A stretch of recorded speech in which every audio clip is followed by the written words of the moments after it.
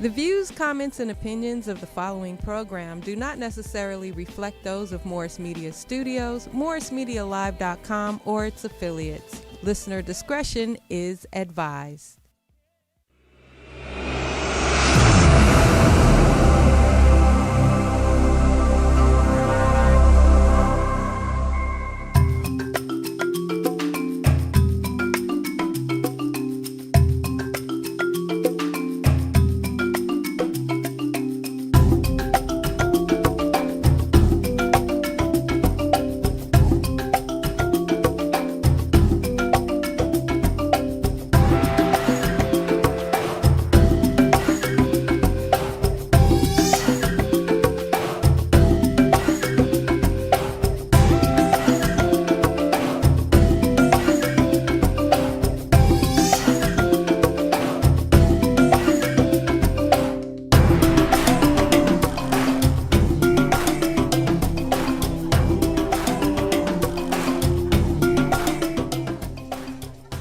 Good day, beloved. Welcome to Faith Without Borders. I'm your host, Pastor Calvin Sauls. It is indeed a great day to see you, great day to be alive, and we are grateful for this day. This is the day that the Lord has made. We have no choice but to rejoice, even though we're going through so much and a lot is going on. And today we're going to try and get to one statewide very urgent issue we got to connect with, which is the gubernatorial recall. And then we're going to go international, connecting with what's happening with our citizen brothers in Haiti. And so I have some great folk, as always, to join us, to provide us with some thought-provoking dialogue that's also solutions-driven. That's what it's all about for us here at Faith Without Borders, where our mission is to engage in progressive and prophetic, thought-provoking and solutions-driven transnational dialogue to advance racial equity. So just excited to be here, and we're going to start off this morning, this day. And I say this day because we have folk from all over the world joining us, with what we're dealing with here in California, aside from just the devastating fires, and for us here in LA County, of course, the rise again, in COVID-19. And we want to just remind folk to just practice the 3 W's: wear your masks, watch your distance, and wash your hands. But most importantly, get vaccinated. The Pope this week came out and reminded us that to get vaccinated is an act of love. I got vaccinated because I not only love myself, but I love my neighbor. So that's very, very important. I know a lot of folk trying to make this controversial, but we are where we are. We got through all the other pandemics that we had because of vaccines. So let's just be straight up about that. Our prayers go out to all who are going through natural disasters around the world, but for us here in California, of course, devastating fires. And so prayers up, to our neighbors and our sisters and brothers going through.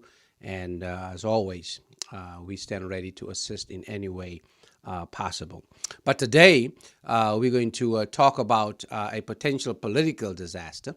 And we want to kind of bring some clarity to that, which is the gubernatorial recall election here in California.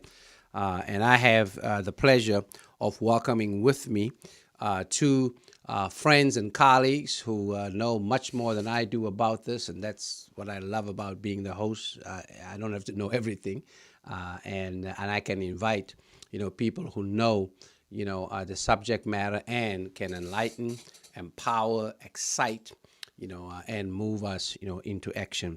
My friend Vincent Jones, is here. He's the training director and senior advisor for the California Democratic Party. And also my sister Sandy Cook is here. She's the organizing director for the Southern Christian Leadership Conference for Southern California. And in fact, she was out yesterday registering folk to vote at the Long Beach jazz festival. Sandy, thanks for not inviting me, or no, I don't know what I should say, because I could have been at the table with you, my sister, because jazz and voting, that's a conscious party, sis. Yes. So that's all right. I'll work my way through that. But so good to see the two of you here, and Thank appreciate you you. taking time out of your schedules. I thought I'd start off just, for folk, let's start very, very basic, in terms of just, because people are asking another election. I'm like, yeah, you're in a democracy. When you got to vote, you got to vote. I mean, you don't take a break from elections. I mean, come on now. That's the most basic way of participating in this participatory democracy. So all this thing about elections fatigue for me sometimes, I don't understand that, when it just takes, a couple of hours to do it. And it's not just about what folk did for us in the past, but how we are able to determine the future. But let's do a little educational piece. Explain to us just how recall elections maybe work, in California, and maybe, also what happened the last time, that that I'm going to be straight up, that the Republican Party was able to pull it off in terms of that. So Sandy, let me throw that to you, just a little bit education piece. Welcome, and go ahead and take it away. Well, thank you so much, Pastor Saul. I should say good day to you and to Vincent and to the whole Faith Without Borders family around the globe. So glad to be here this morning. And yes, I'm a little sleepy-eyed because we were out in Long Beach yesterday, but it was very encouraging to hear that folks were receiving their ballots and they were checking it off, and we're checking no and sending it That's back. right. So that was encouraging to get that. So, but thank you so much for having me here this morning. And just a little bit about our state recall elections. And I don't know if most folks know, but and I did a little research on this myself recently because that question comes up a lot. What is this recall? Why is it happening? We're starting to see it more and more as being used as kind of a tool instead of elections. So I want to just start by saying that Governor Newsom, I believe, took office in 2019, I believe it was. And this was the fifth attempt to recall him since he's been in office. So, and this time they were able to gather enough signatures, and we'll talk about that, to actually, get it on a ballot. So, so this is being used as a tool to override the people's choice. So we just want to, make sure that we understand that. But this happened, this recall process more than 100 years ago. Wow. So California voters adopted this constitutional amendment in California to allow voters to hold their leaders accountable. That's what it was initially for. And both through the recall, removing a leader from public office, but also the initiative process where people can make law, and a referendum where people can remove and eliminate a law. The recall actually started in the city of Los Angeles in 1903, where it was on the 1903 city charter adopted by the voters for the first time. The recall appeared in American government. So it's been around quite some time now, but it's been like 110 years.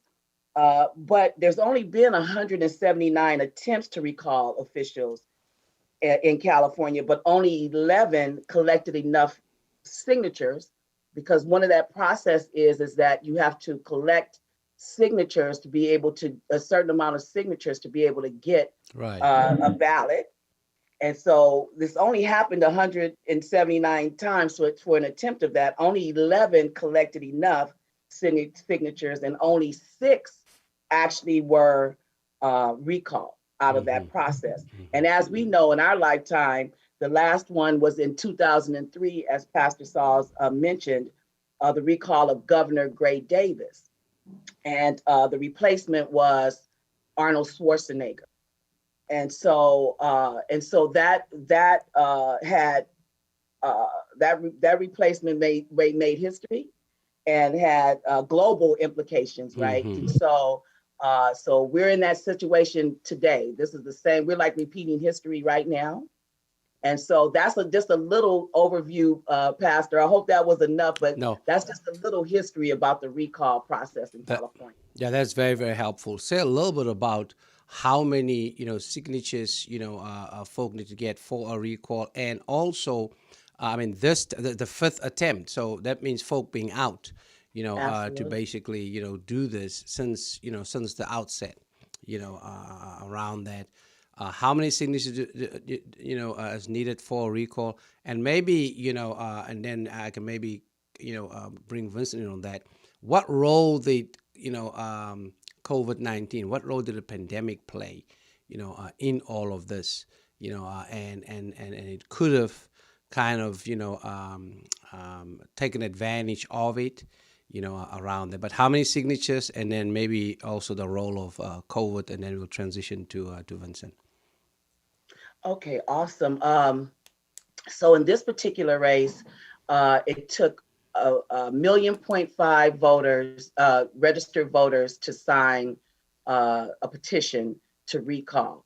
I think in this race they actually certified 1.7 million voters in this race to overturn basically because I believe Governor Newsom got 62% of the vote when he ran. Mm-hmm. So to overturn that vote, so that's not a lot of folks. Mm-hmm. And to overturn the will of the people, in my opinion.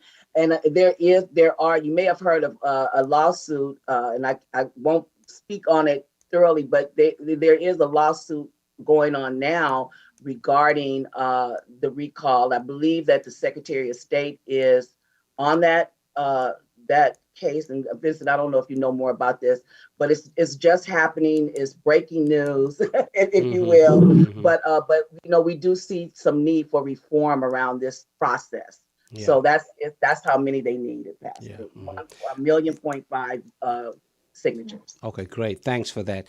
Let me transition to Vincent in terms of just maybe the role COVID played in this, and and certainly some preventative measures that the governor took around this. That's why we are not like Florida. That's why we are not like Texas or Arizona, or Louisiana, where this, when the pandemic is just right now, for instance, just out of control and let loose around that. So Vincent, maybe what role, did the pandemic play in that? And also, let me throw this one in for you. How does this connect, just to the overall strategy around voter suppression, right? That we see around the country, this happening in so many different ways, around that, and maybe just connected to, because I think folk think that these, strategies are isolated incidences, but they really connected, just like all Right. forms of discrimination, marginalization, oppression has been connected in this country. It's definitely true. I was going to say that when you asked the question about the connection to COVID, it's really connection to voter suppression and how there is a nationwide effort to change the rules so that Republicans can win. They haven't been able to win a statewide election since 2006, and that was actually Schwarzenegger, but he might not have been able to win had it not been for recall before that. Mm-hmm. So this Republican recall is really in part of a strategy. We've seen it in Georgia, we've seen it in Texas, we've seen it in so many different states. We're trying to figure out they can't win by the voters choosing their agenda and their platform. So they're trying to change the rules. Mm-hmm. As it pertains to COVID, well, actually, I want to go to the point that Fannie made about the lawsuit, and that connects to COVID. So if the lawsuit is because, so let's say that if we Democrats don't come out and do our job and vote, Democrats and independents don't come out and vote, then, and the recall does pass, then it's possible there's a scenario that can happen where more people vote against the recall than vote for whoever is chosen to be governor. And there are many people, many scholars, many folks who believe that's unconstitutional, and that's what the lawsuit is about. Okay. And if that is to happen, if if the governor was to be recalled and there was to be a person chosen with a small percent of the vote, that person could undo all of the great work that Governor Newsom has done to make sure that we do have the lowest COVID cases in the country. We have one of the highest COVID vaccination rates in the country. And all the stuff that he's been able to put in place to be able to make sure that families could be able to still have some support in this time of economic hardship because of the pandemic. Yeah, great. That's very, very helpful. Let's talk a little bit about, and I want us to really kind of dig deep into this one around the political implications, of the recall, so that people can just understand that, and then we're gonna, talk about, why, we should not recall the governor, right? But let's talk about the implications. Should there,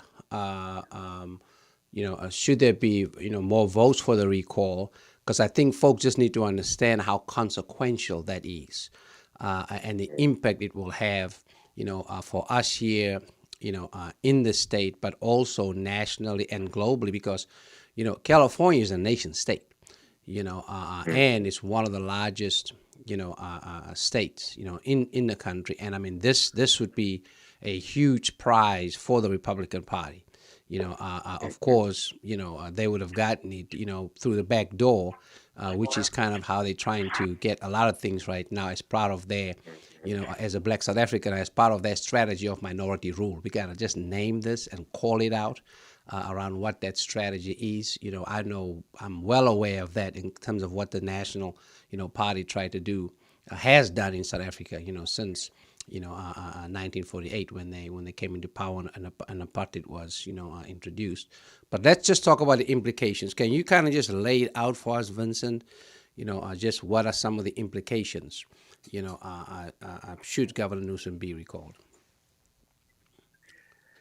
So I mentioned the stuff about COVID. So, for example, one of the leading contenders, spent most of his time on the radio, really denying that it's a real thing, that's the problem.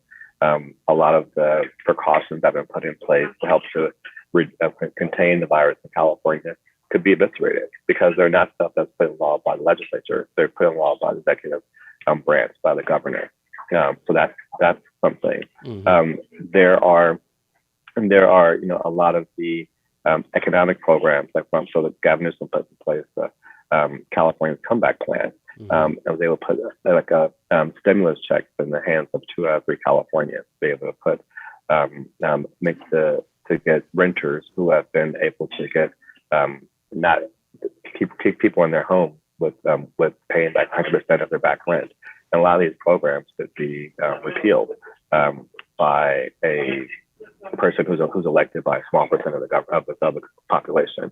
There's that, but also what this really does too is it brings into question, is California in play? And we think of California as being a blue state.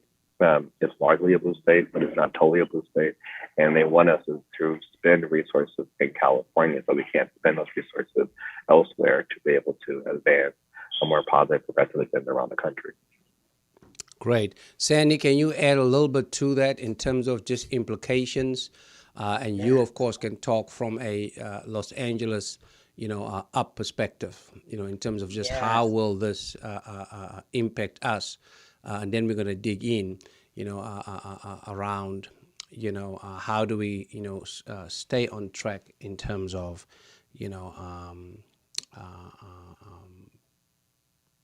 not, recalling, but implications should that take place? Yes, and Vincent did a great overview of what's at stake. I mean, there's a lot at stake here, so I won't repeat that. The governor has been all hands on deck around the COVID-19 pandemic here in California. We're leading here, and so that is at stake. Also, I'd be remiss if I don't just lift this up, that this recall is costing us, we the people, $275 million in the middle of a global pandemic. Mm-hmm. And just to lift this up and correct me, Vincent, but if I miss speak here, but the governor was up for re-election next year. Mm-hmm. So if they wanted to run, they could have waited then Mm-hmm. and to do that. And then also more than just as you said, Pastor, California, leads not just here in the nation, but globally. Mm-hmm. And, we have slim majorities right now in Congress. Mm-hmm. We have an elder, and this is, no slight on our Senator Dianne Feinstein. Mm-hmm. But what if there was, a situation where she wanted to retire or anything like that? And whoever's in that seat, whatever governor is in that seat at the time, will have the option to appoint, Mm-hmm. which Governor Newsom did this, as our Kamala Harris moved up to vice presidency, Mm-hmm. and he selected it was Secretary of State Alex Padilla, who's now senator. Right. Well, whoever's sitting in that seat, that's the balance of power right there, Right. as far as nationwide is concerned. So there's a lot at stake right now. And I want to be very, very specific around that. On Joy Reid, Governor Newsom did say that, should Senator Feinstein retire, that he plans to appoint a black woman. So our black folk need to be very, very clear about that, and don't think that it's a coincidence that the leading, candidate for the Republicans is a black man trying to fight for the, quote, soul of California. That's an interesting phrase right there. Yeah. Lord. So let me get to another piece, Vincent, that's just out there. That's also a strategy of that tries to facilitate a strategy of a complacency. There you go, and that is that if it's another Republican governor in, we have a super majority in the legislature, right? And the governor won't be able to pass anything. I think people sometimes forget the executive power that governors have, right? It's not necessarily legislation, but it can still make a huge difference, in terms of, what gets prioritized and how things move in the state around that. Vincent, can you just share some thoughts on that? No, definitely. I think, unfortunately, underinvestment in civic education has helped people to just not fully understand what each part of government does. Mm-hmm. I'll give you one example for the power of the governor. I'm sure a lot of the Faith Without Borders audience cares about reforming the criminal justice system. So one thing the governor has done is he wants to end youth incarceration in the state. And that's something that he made a priority. It's something that his administration is doing. It wasn't legislation. It wasn't the legislature did that. It was his decision. And they're putting into place. So there are many rules that have to be interpreted. So when a law is passed, the way it's applied is all based upon how the executive branch and the department interprets it. Mm-hmm. And you want to have people who share your values to be doing that interpretation, not people who don't believe in government in the first place and think that it should be eviscerated. Yeah, indeed. I'm a black immigrant, and so the fact that this state is a sanctuary state, that would be under, a threat as well in terms of how, a new or Republican governor would work around that, and what's been happening just around the demonization, of immigrants. So a lot of consequences for our Latinx, our community as well, and a lot of other immigrants that we have. So huge consequences for black and brown, and others as we move forward in this. Let's spend a little bit of time. I got my ballot, so I'm gonna rock and roll, this week and get it in. And so let's just talk about, because the ballot itself, can be a little confusing for folk. So Sandy, I'm going to ask you just to maybe, say a little bit about, this ballot. There's going to be there's a number one question, and depending how you answer that, first question will determine, whether you should or shouldn't answer the next question. Sometimes I was talking to somebody yesterday, and they said, well, I was a little, confused because it had, next to, Governor Newsom's name, do I vote yes or no, you see? And that's always how these, propositions and recalls work. It's always trying to confuse folk, so people kind of say, oh, well, I can't say no to Governor Newsom. I need to say yes. Well, that's the trick, you see. So you got to be just very careful. So Sandy, help us. Right. How do we make sure that we understand the ballot and that we do the right thing. Awesome. Yes. And before I say that, I do want to bring up too about the executive orders. I think that is an important piece. One thing that Governor Newsom did was by executive order, he put a moratorium on the death penalty. Mm-hmm. Unfortunately, Yes. we did not pass that law as voters, but as when he came into office, he put a moratorium on that, and he said it would be there as long as he's in office, right? And so that is, and we know that Black people in particular are disproportionately represented in in that space. And so that's one thing that's really important. So, and there's a lot more, but I just really wanted to lift that up because there's many, many other issues. But back to the ballot, because I received mine as well. Mm-hmm. And so most folks have received them right now. And so you're right, Pastor, it's going to be 2 questions on that ballot. The first question will be the option of whether or not to remove Governor Newsom from office. And so we're saying vote no and go, right? But first of all, so before I go there, but there's 2 parts. So that first question is going to be whether or not we should remove Governor Newsom from that office. That's a yes or no question. The second part of that question is going to be an opportunity to select a replacement candidate. And I believe there's 46 candidates on the ballot now. And I don't know about if anybody is a certified write-in candidate. I don't know that number, but there's 46 that are on the ballot right now. So first question, should we remove Governor Newsom from office? Should we recall him, remove him from office? Second part would be an opportunity to select a replacement candidate. You do not have to answer that second question at all.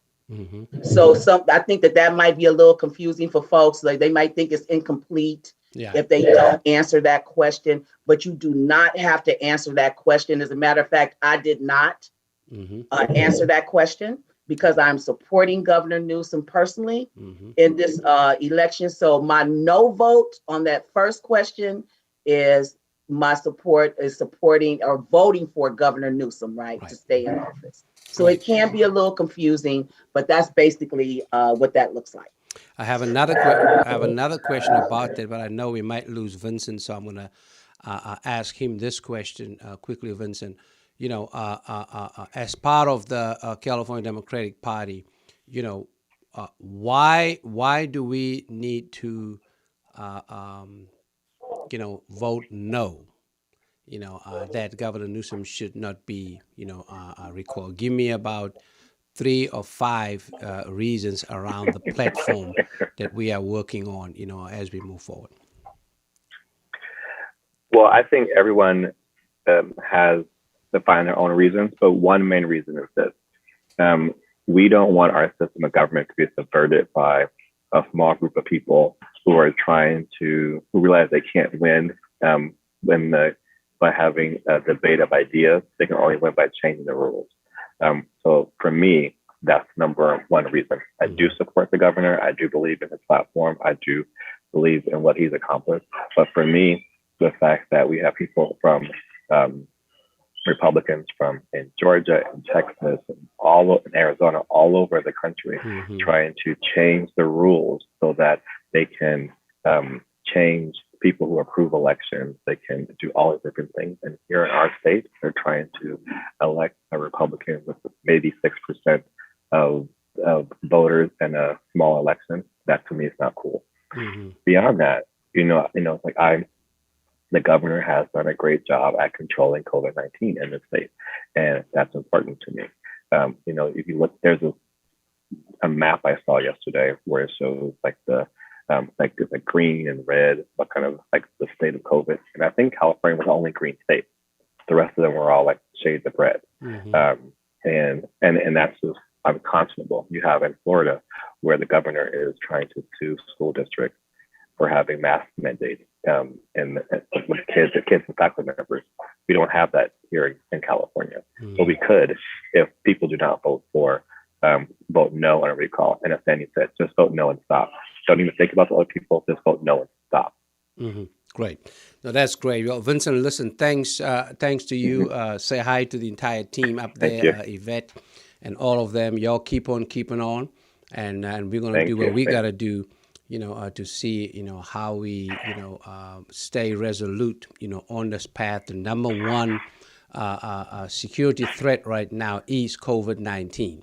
And so we want to continue to see how we can stay on track with that as we deal with all of the other challenges we face here in the Golden State. Thanks, my brother, and I know we're going to do this again at some point.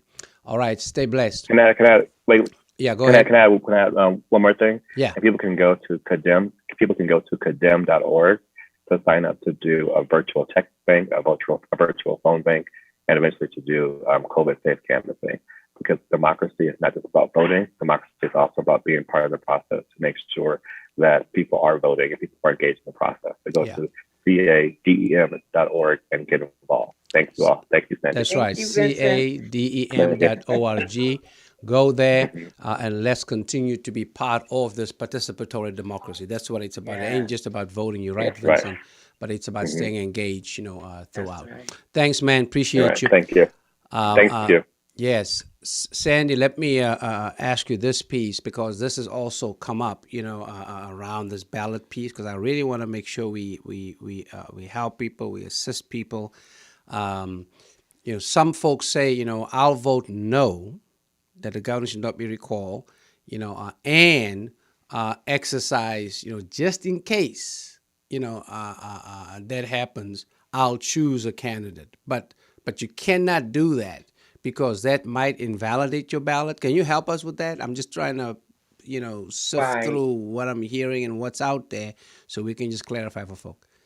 It is a concern for folks about, those two questions. And as I said previously, that you do not have to select a replacement candidate. Unfortunately, if you support Governor Newsom, unfortunately, he cannot be a replacement candidate. Right. So we're choosing, I'm saying we, but I'm going to use me personally. I am choosing not to select a replacement candidate because I'm supporting Governor Newsom. Right. So it's, so that's one rule of, thumb. And I do also, hear that people are concerned that if we don't hit that 51%, and I think Vincent spoke to this earlier, we need to hit 51% of the vote so the governor will not be recalled. Right. But any of the replacement candidates, as did Arnold Schwarzenegger, I believe he only received 32% of that vote. Right. They just need a majority. Yeah. So we are pushing, to inform folks, give folks this information so they understand that it's not mandatory to select a replacement candidate. And I do encourage folks, though, because they are concerned if we don't meet the threshold, who the governor is going to be. And I don't know if you recall, Pastor, that the lieutenant in the last gubernatorial recall, I believe it was the Lieutenant Governor Bustamante. He decided to jump in. And when we look at that and analyze that, it threw people off, right? And so that was an issue as well. So we're staying focused on vote no on the first question and leave the second question blank. We don't have to be confused about it. But if you do, and that really is, concerning you about that, do your research. Right. I actually looked at all of those candidates, and I believe that if you looked at those candidates, you would find that there's nobody that you would want to replace them with anyway. So I hope that would be helpful for folks to understand and to hear, particularly in Black and Brown and marginalized communities, the impact of recalling this governor would be in this moment. And so, and we're spending time talking to folks about it, but we also are 23 days out. So we are targeting Democrats because we have, I believe it's 42% of voters in this state are Democrats. And I believe it's 24% of are Republican. Mm-hmm. So if you're looking at it through those lenses, we have the majority of the voters. So we're just about churning out our vote in this moment. Right. Thank you so much, Sandy. That's very, very helpful. So we want folk to, let's be clear here. Just to see how, again, you want to name this, how folk want to try and utilize minority rule, to govern the majority. That is not democracy. Okay, so always remember that. Secondly, and we say that because a replacement only need 30%, but for the governor to remain the governor, it has to be 50 plus 51%. So I think just look at that as far as I'm concerned, disparity, in terms of how a democracy can be subverted in some way.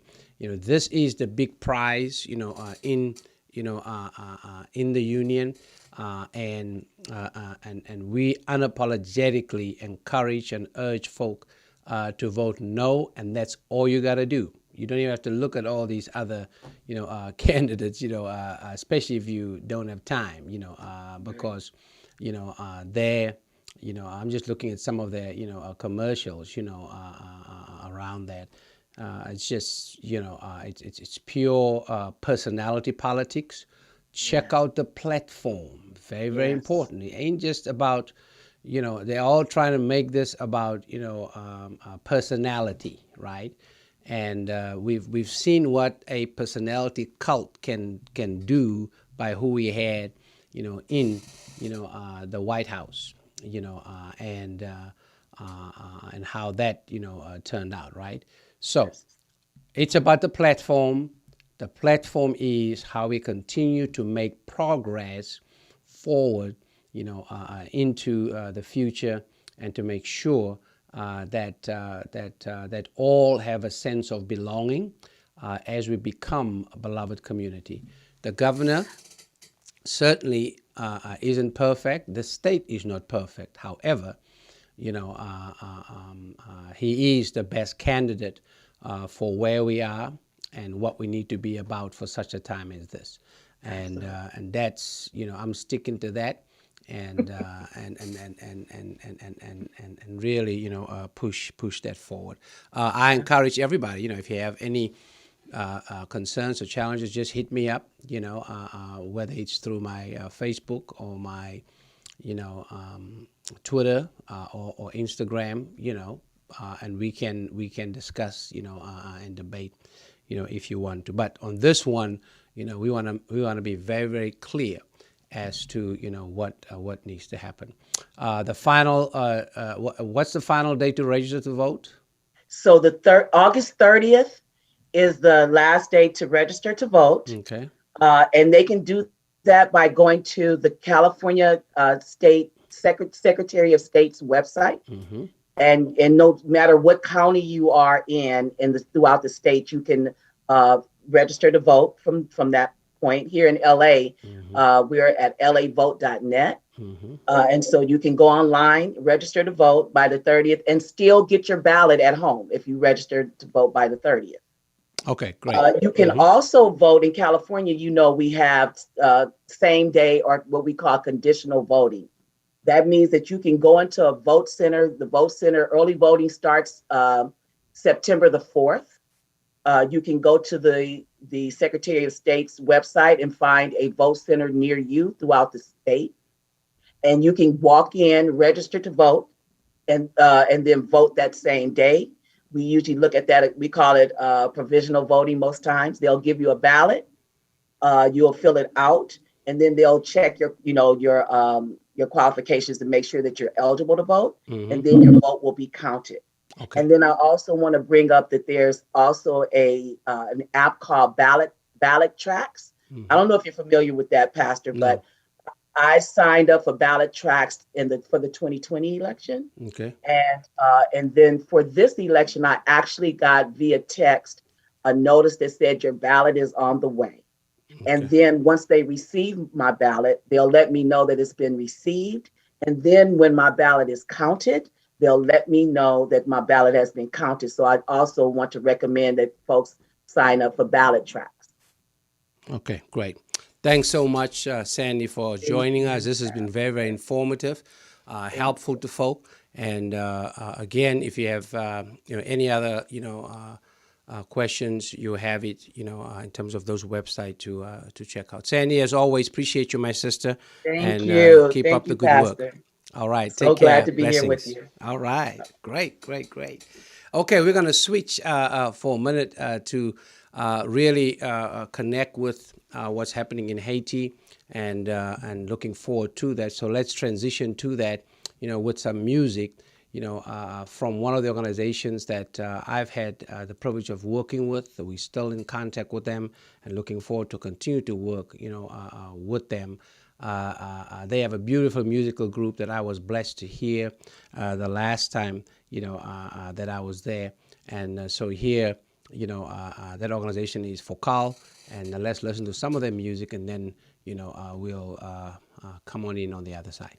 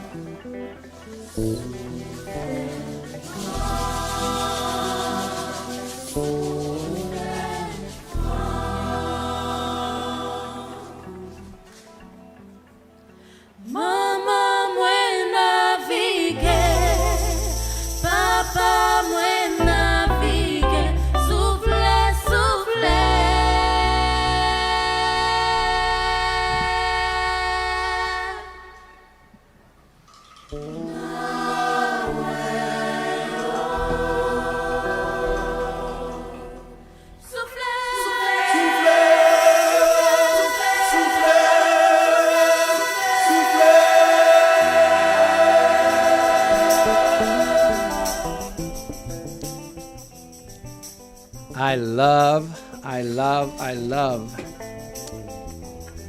music from Haiti.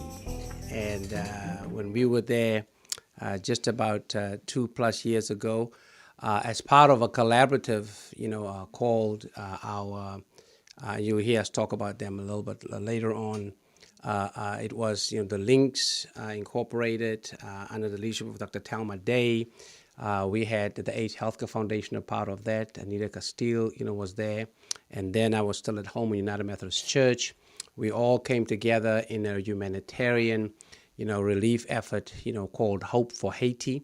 We added again, and we'll talk about that in a few minutes. And while we were there, had dinner and time to spend with our sisters and brothers at Focal, and they did a concert for us that was just out of this world. And so I love Haiti, love the people of Haiti, the culture of Haiti, a people of resistance and resilience. And so we're going to talk some more about what's going on there and how we can be supportive. I'm so glad to have with me Dr. Howell Laguerre, that's with us. He's the Chancellor Emeritus of the Peralta Community College District and the CEO of J.C. Laguerre Education Consulting, doing extraordinary work. And he was part of our leadership team, especially preparing us for going to Haiti. He's currently based in Houston, Texas. And so glad that you're able to join us, Dr. Laguerre. Are you there? Yes, I am. Yes. Good morning, How you doing, sir? We're doing great. We're doing great. Good, Yeah. good. There you are. We see you and we hear you. If you are able to speak, through the Zoom, then just hang up your phone. Otherwise, we're going to have some feedback.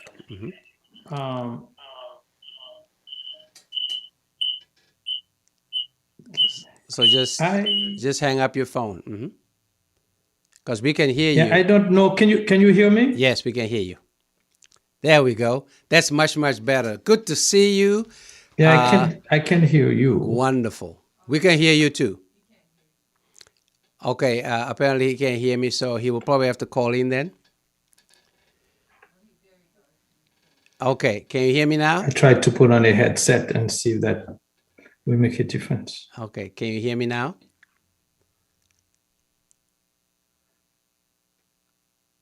All right. Dr. Laguerre, can you hear me? Okay, he's going to call in for us. Why don't we? Do you still have that song tuned up for us? Because okay, Dr. Laguerre, are you there?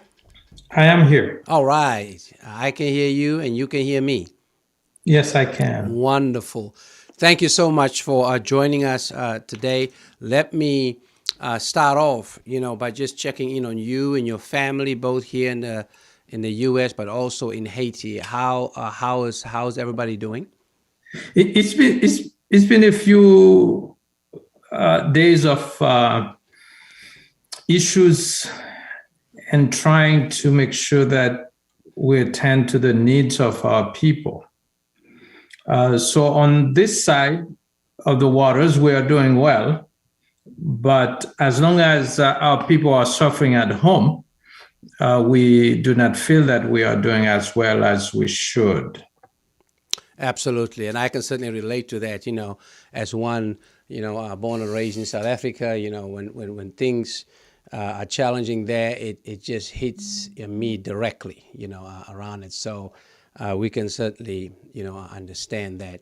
I want us to, we are going to talk about some solutions, but it's always helpful, Dr. Laguerre, to just kind of put Haiti into perspective for folk. I, started going to Haiti when I was in seminary, in graduate school. I took a pilgrimage there with an organization. Then it was called the Ministry of Money, working with partners there to do grassroots support and development. And later on, I organized a trip for the students where I was part of the campus ministry team at the University of Dayton, for a spring break experience, in Haiti with one of our partners there.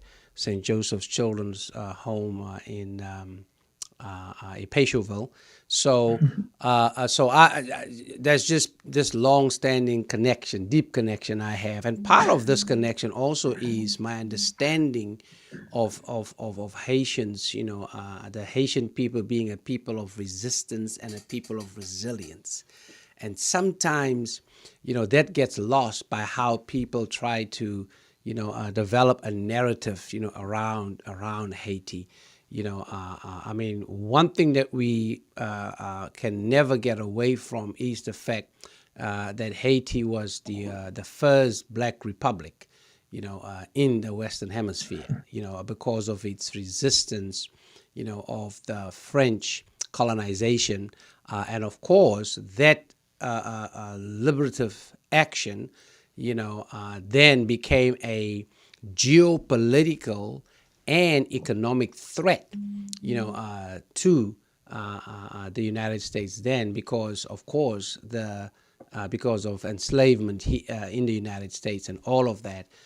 Sometimes we forget that, and people forget that. But I'm going to just let you give us just a little. Let's really challenge just this whole narrative, that's out there about Haiti by just uplifting, who the Haitian people are, and their spirit of resilience and resistance. The threat wasn't just for the United States. Mm-hmm. It was for Spain, because Spain had a lot of colonies in the continent of America. It was for Britain, because the British were all over the area as well. So what happened in Haiti in 1803 and 1804, where the French were defeated, became really an issue for the powers. And it continues to this day to be an issue for them, even though they may forget why they're upset with Haiti, because it's been over 200 years. People should get over that. Yeah. But when you look at the way that Haiti is treated, it's like they have not forgotten the courage that the Africans had to fight a system that was unjust, inhumane, and that needed to be done with. So for Haiti to be still paying for it after 200 years is something that we do not apologize for.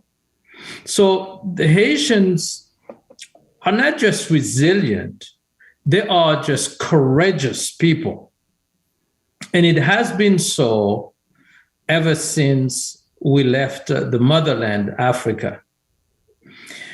A lot of times, and all the time, whenever people talk about Haiti in the media, the first thing that comes out is that this is the poorest country in the Western Hemisphere. Number one, the powers that we talked about are the ones who made Haiti poor, if Haiti is poor, because we had to pay the French a lot of money under threats and support from the powers that existed at the time.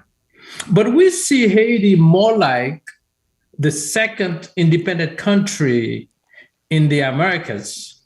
And we see Haiti more like a freedom fighter, one that was committed to end slavery everywhere we could go. Yeah. So that's how we see the country, and Haitians, regardless of what's going on with them, they never lose the sight that they have a place in history, and they want to maintain that. Yeah, and I think that's very, very important. I mean, the liberation of Haiti, played a catalytic role around what needs to be happening, around the end of enslavement in the United States. I know for us in South Africa, Haiti has been a source of inspiration. That's why, we, the South African government, hosted during the coup of then President Aristide, South Africa welcomed, President Aristide and his family with open arms. And part of that is just part of this, a global commitment to the liberation of black people just around the world. And for those countries after liberation to be stable and to be developed, around that. And I think one should just note that and be clear around that. And it's certainly clear that the U.S. government's relationship with Haiti has always been challenging, problematic. I am extremely disappointed around the Obama government's relationship with Haiti, as well as the Biden-Harris administration relationship with Haiti. Just this sense of reluctance, the sense of push and pull, and all of that. Just very, very disturbing.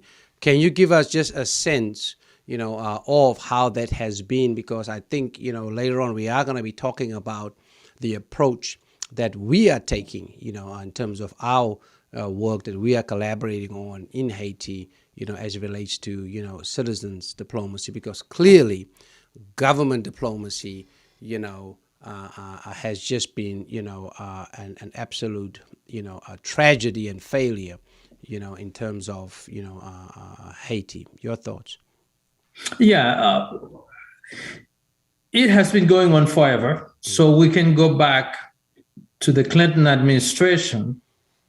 In the 1990s, the Clinton administration destroyed the rice industry in Haiti, which was a very great source, not only of pride for Haitians, but also economic prosperity. Mm-hmm. So it's something that has been going on forever. So today, in looking at what's going on, and if we go back to 2010, that is the first earthquake that hit Haiti, mm-hmm. Which Haiti has not recovered from yet. There was a lot of promise made.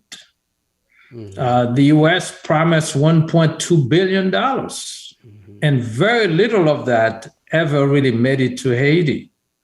In the meantime, you have the communities that think that, well, the U.S. has given a lot of money to Haiti. What happened to that money? Well, it never went. And then you have the Red Cross that raised over $500 million mm-hmm. For support for Haiti. And then they had nothing to show for it. I think one thing that's really necessary, and we are not complaining about the American people at all, because we are very loving people, we are very giving people. But when it comes to policies of our government, as well as the work of some not-for-profit organizations from America in Haiti, it is often disgraceful. So we have to look at it in terms of citizen diplomacy, whereby it is you and I, it is our neighbors, it is the Deltas and other organizations that are trustworthy, that are caring, people who are not afraid to show up in Haiti and rub shoulders with Haitians, whereby the contributions that are made go directly to support what's going on in Haiti, mm-hmm. and not to pay salaries of people that cannot be compared with salaries of Haitians. So I'm very grateful and excited that we have such organizations in the United States. Yeah, indeed. That's just a huge challenge in so many ways that we are having with, what I call the philanthropic or the relief organizations industry. Relief organization, it is an industry, and very much almost preys on the poverty, of certain countries. And I think I want to be just straight up about that, and that's why. When I was at Home United Methodist Church, we did all of our work through the United Methodist, Committee on Relief, because 100% of what people would donate would go to the particular place, people, and project, around that. You mentioned the 2010, earthquake. I actually lost some colleagues, some dear colleagues from the United, Methodist Committee on Relief, who they were actually in Haiti, doing some relief work, and of course the hotel where they stayed at, they got crushed, there. So yes, that was very that's a painful one. But in terms of just the importance of how do we, because that's what people are asking right now, in light of the corruption, both of the Clinton administration and the Clinton Foundation. Yes, I said it, the corruption, because right now that foundation, attempted to be an intermediary, right, in Haiti, and that was just disastrous. It was exploitive.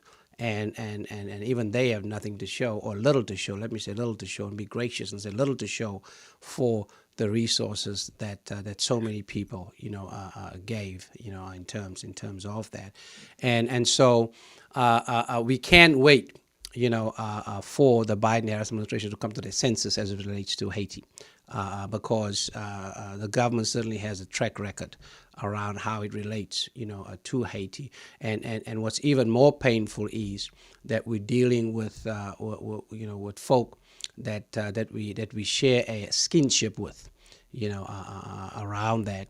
I share with you in our call this week that I was quite disappointed, that our ambassador to the UN, who led the delegation to the funeral, of the president, didn't even take any vaccines, on that plane that they went, to. Instead, they were quick to get out because of, apparently security reasons. Having said that, let's talk a little bit about what are some of the immediate needs, Dr. LaGreya, that you are hearing, is needed, and then we're going to talk about, the Help for Haiti Relief Fund, as part of our, compassion for the Caribbean, humanitarian initiative that we are doing, with the Links Incorporated and several other organizations. Can you just share a little bit with us? Share with us what are some of the needs? I've been in touch with people in Haiti on a daily basis. People from the area where the earthquake hit, and that's the area where I am from as well. So a lot of connections to them. The first thing is that the earth is still shaking, and buildings and houses are still subject to falling. As a matter of fact, in my village, we did not lose anyone until a strong aftershocks destroyed a house on someone. So we did lose someone there. So people are afraid to stay inside. So tents as well as tarps are extremely needed at this time, because when they run out of the houses and go outside, then the rain starts to fall. And so they get really crushed between the two. And so tents and tops are extremely necessary at this point. The other major need is food. Now, they can still purchase food in Haiti, but the thing about it is that they have lost most of their funds, and they don't have the crops and things that they could sell to buy food. So getting food to them, funds for food, is extremely necessary. And I also think that painkillers, as well as other medicine, I think is necessary for them as well. So that's another area that we can certainly focus on. And someone was complaining about the fact that when they have the food, they don't have the cooking pots because the cooking pots are in the houses that have fallen. And so they need a way to be able to cook as well. So those are some of the immediate needs that I think the people have in Haiti at this point. Great. Thanks for that. We want to put up a flyer on the screen. Again, a partnership that we are working on. And this past week, when the Black and Brown clergy are coming together, we at Community Health Councils, we all, pulling together to see how we can engage in, Dr. LaGreya, citizenship diplomacy, or compassion in action, kind of the work that the two of us have been doing. Why don't we, as we look at this flyer, share a little bit about, your understanding of citizenship diplomacy? That's where we relate to the people directly, instead of depending on our government to do that for us. Because a lot of times, all over the world, our governments have failed us. It happens all the time. People start not to trust Americans. And it's not because we are not trustworthy. It's because of the poor decisions our government officials make for us. We can look at Afghanistan right now, and many other things that that have happened, and that's the ineptitude sometimes diplomats have and other folks have that makes it impossible to really do good work. Where we can engage directly with the people, where we can have organizations that are trusted to be able to work directly with the people, that really expresses the love that real Americans have for the rest of the world. And we are a very generous bunch, and we give of our best, and there is no reason for us not to continue to do so. Absolutely. So let's put up that flyer again. This is a coordinated effort. We want to thank our folk at the Links Incorporated, because they, especially the Inglewood Pacific chapter, they are all about, united in friendship, and, connected in service. As you can see, it's part of an ongoing effort that we've been a part of called Compassion for the Caribbean Humanitarian Initiative. And this is the Help for Haiti Relief Fund. And you can see there, just the different ways that folk can, make their checks payable. You can do Zelle as well. You can do Venmo and all of that. There's an African saying that, it's not just enough to pray. You got to put feet on your prayers. And this is what this is about. But they've pulled it all together for us. This past week, our Black and Brown, clergy met, and so we are talking about, connecting, coordinating, and supporting, around, this effort and several, other efforts, around that. I know we were all together, Dr. LaGreya, in Haiti, 2+ years ago, and it was just a powerful experience because we went there as part of the ongoing relief efforts, because of the earthquake and connected there just with various partners, on the ground. We were just, the hospitality was extraordinary. And I said, we were just, really, really touched as always by the contagious spirit of resistance and resilience, around that. And we were actually scheduled to go again, right? But then, COVID, hit and we had to reschedule, that trip. We tried to, shift it to Jamaica, but that, was challenging as well. So we are kind of on pins and needles and can't wait to get back there, to do this particular work. Can you just share again, I think to our folk, just the impact of, what we were able to accomplish as part of just our, approach of citizenship diplomacy or compassion, in action. It doesn't mean that we don't hold government accountable around what they need to do, in terms of policies towards Haiti. It's a both and strategy, right? It's saying we're not going to wait, for government. We will hold government accountable, but certainly we also have power to do something about, what needs to happen, right? Yes. The trip that we took was very blessed.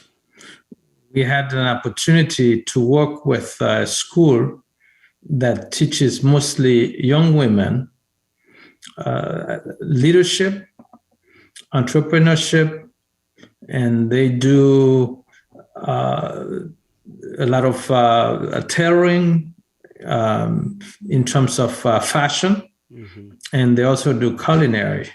We had an opportunity to see these young women in action, and they put on a show for us that was very good.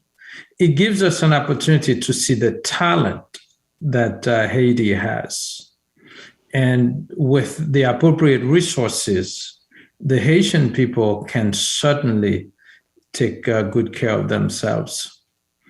We also had the opportunity to work with the AIDS Foundation and take care of a lot of patients, as well as visiting a clinic that is very much needed in the community, but they don't have regular physicians or nurses or medicine. And we were able to take physicians, nurses, and medicine, and the people in the community came for several days to be cared for. And then we also visited an orphanage where the young women showed us how intelligent they were. Mm-hmm. 7, 10, 12, 15, they all spoke perfect English. Mm-hmm. And that was quite a demonstration. And we traveled a little bit south where the earthquake took place. And we saw a school as well as a medical clinic. And we were able to distribute materials, supplies to young children, as well as blessings for the teachers, and establish some collaborations between the school and other individuals there. We did really extraordinary work. Yeah. So it's something that always in my mind, and I just wish we could replicate it more often. Yeah. But the opportunities are not there for that. Yeah. I think at this point, one of the approaches that we are taking is that when we have supplies that we need to get to the people, we'll take them to the airport in Port-au-Prince and have them meet us there, mm-hmm. and be able to send the relief right away, because people really need tents and food and medicine right away. Yeah. So we can do that and then return right away as well. So if we have people who want to volunteer to do that, we would definitely call on them to step up and help us make things happen. Great. I just want to say one last thing about Haiti. As I was reflecting about the different things that just happened to Haiti, it's just like 5 things, one after the other. Didn't have time to recover from the assassination of the president. We had a hurricane. And after the hurricane, we had the earthquake. After the earthquake, we had another hurricane. So it's one on top of the other. And I said, Lord, what's happening to your people? I never want to say that God doesn't love Haiti. God loves Haiti. Yes. Had it not been for the love of God, Haiti wouldn't have existed today. With all the bad things that have happened, this country would not be able to survive. But it is thriving because in the spirit of the Haitians, they are never defeated. But I looked at the issues that Job had to go through. God loved Job. He delivered Job. He blessed Job. And when you look at the different things that happened to the nation of Israel, and you look at all the prophecies and things that God had said will happen to them, which they did. But at one point, God punished those who were inflicting pains on Israel. He said, you have done too much. And then he delivered Israel. When I look at Haiti, Haiti is my present day Job. Haiti is not discouraged. Unlike what Mrs. Job said to Job to do, curse this God and die, the Haitian people are not cursing God. On Sunday, last Sunday, the day after the earthquake, somebody sent me a video showing the Pentecostal church in my village functioning the Sunday after the earthquake. The church was destroyed, but the people of God did not forget God. So God will not forget Haiti. I believe that God is using Haiti as an example of suffering. So when many of us, when nations and whoever we're struggling with things, God will say, look at my servant Haiti. And what God does, he blesses those who bless his people. So I encourage every one of us, starting with me, to bless the Haitian people as they're going through what they're going through, because your reward will be in heaven. That is certainly well said. Thank you for that. Yeah, we ought to just remember that God's love for us does not exempt us from calamity. Scripture is clear. Nothing can separate us from the love of God. And I agree with you 100%. God loves Haiti and the Haitian people. That was a powerful testament. The church building may have been, destroyed, but the church as a people, right, was not, destroyed. The church service may have been disrupted in terms of taking place in the building, but, worship through service continued as people gathered, still in your village. And we know that's happening all across, Haiti, because of that spirit of resistance, resilience, and I dare say reimagination. And so as we look at the political disasters, the natural disasters, the social challenges that folk are facing, we want to invite you to join us. As we cannot get there right now physically, but we can get there monetarily with our donations. And here's the flyer again. It is, I want to again thank the Inglewood, Pacific chapter of the Links. They are leading the effort, and I know that several organizations, will be joining in, to share in it. So I'm going to ask Felicia just to put that flyer up one more time so you can see it. There it is. Join us. Dr. LeGrier, you have my commitment to join in this. I'm not just going to give financially. I'm looking forward to actually going back there, and being with our people, to serve, and to be in solidarity, with them during this time. Thank you so much for joining us. Really appreciate it. And Godspeed to you and the family, both on both stateside as well as in Haiti. Thank you so much, Dr. LeGrier. Thank you, Pastor. Thank you for the great work you are doing. Blessings. We're going to be joined by Gerline Yosef from the Haitian Bridge Alliance. Somehow we couldn't make that connection, so I will have Gerline on again.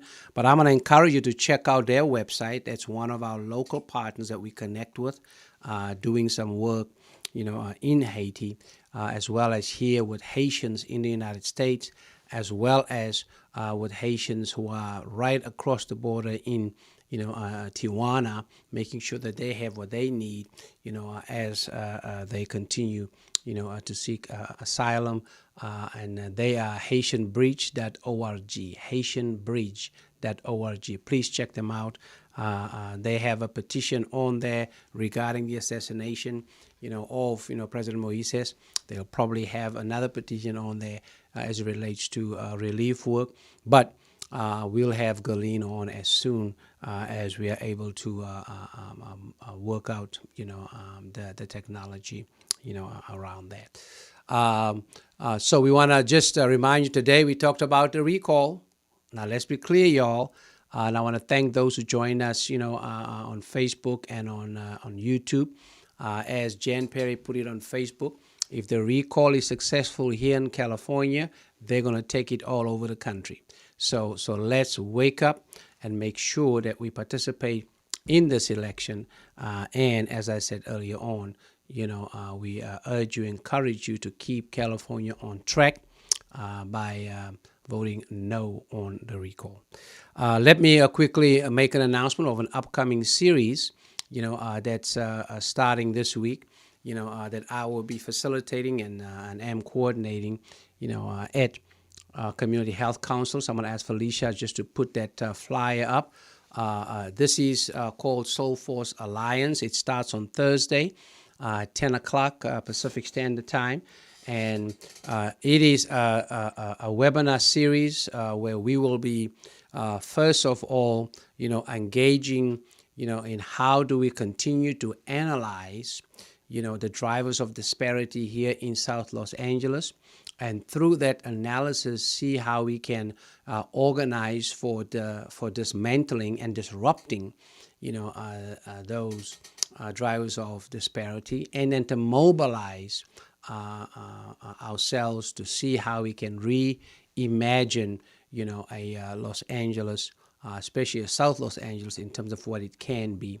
This is, really focus on the faith community, how to see how we can build, the agency of faith leaders and the capacity of faith communities to engage in sacred resistance and moral reimagination as it relates, to, South Los Angeles, the city of Los Angeles, as well as LA County and beyond. The series is called Soul Force Alliance, and we're going to be joined, kicking it off on Thursday, by Michelle Burton, Marta Aguelo, and my friend and brother, the Reverend Dr. James Thomas. So check it out at www.chc-inc.org. So join us for that this Thursday. You can register for that webinar there, and we are so glad that you joined us today as we continue to keep on keeping on and engaging in sacred resistance and moral reimagination in the work on our path to the beloved community. Take care. Be well.